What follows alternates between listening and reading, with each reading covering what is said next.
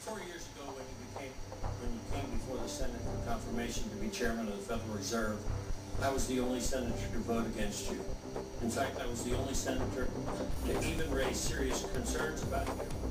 I opposed you because I knew you would continue the legacy of Alan Greenspan, and I was right. But I did not know how right I would be, and could not imagine how wrong you would be in the following 4 years. And the GSE purchases seem to be illegal, since the Federal Reserve Act allows only the purchase of securities backed by the government. On consumer protection, the Greenspan policy was don't do it. You went along with this policy. Alan Greenspan refused to look for bubbles or to try to do anything other than to create them. Likewise, it is clear from your statements over the last 4 years that you failed to spot the housing bubble despite many warnings. In fact, under your watch, every one of the major banks failed or would have failed if you had not bailed them out.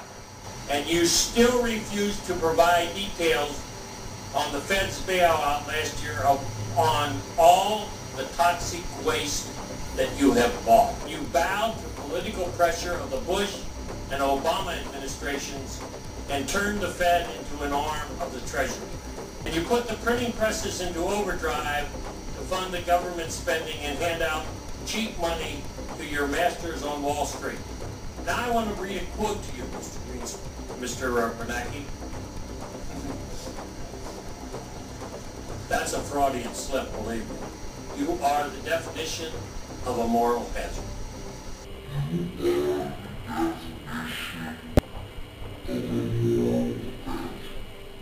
You have created zombie banks that are only enriching their traders and executives.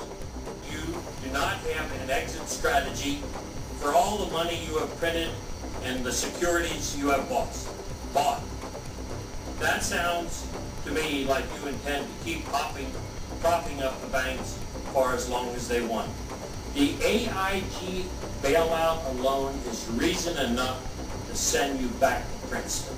The Fed was not concerned about the financial conditions of the credit default swap partners when you decided to pay them off at par. Not at a discount, but at 100%. And one bank offered to take a haircut, and you declined it. I can only think of 2 possible reasons. Sadly, those 2 reasons are incompetence or a desire to secretly funnel more money to a select few firms, notably Goldman Sachs, Merrill Lynch, and a handful of large European banks. From monetary policy to regulation, consumer protection, transparency, and independence, your time as Fed chairman has been a failure. And you clearly did not support the systemic risk that you claimed the Fed was supposed to be looking out for. I will do everything I can to stop your nomination and drag out this process as long as I can. Your Fed has become the creature from Jekyll Island.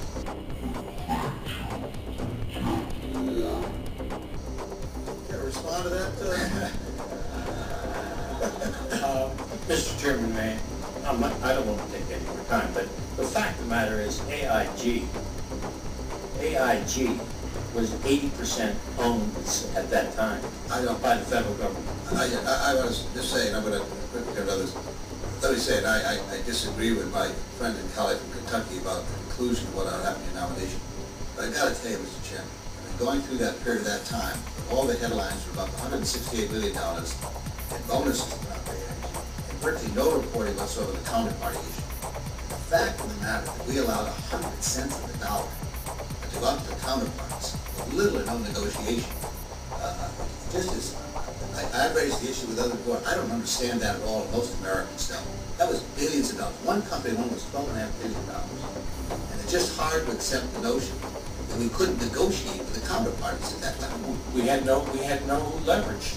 If we didn't pay off, they would say we were bankrupt. Well, they wrote a check for $180 billion to AIG. If we hadn't done that, they would have been in trouble. Well, to AIG, but not to the counterparties would have been in trouble too.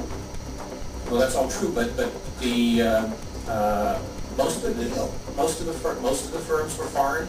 We had no authority or leverage over them. You're the chairman of the Federal Reserve. I don't abuse my supervisory power. Apparently not in that case. Senator Bunning. Well, where to begin?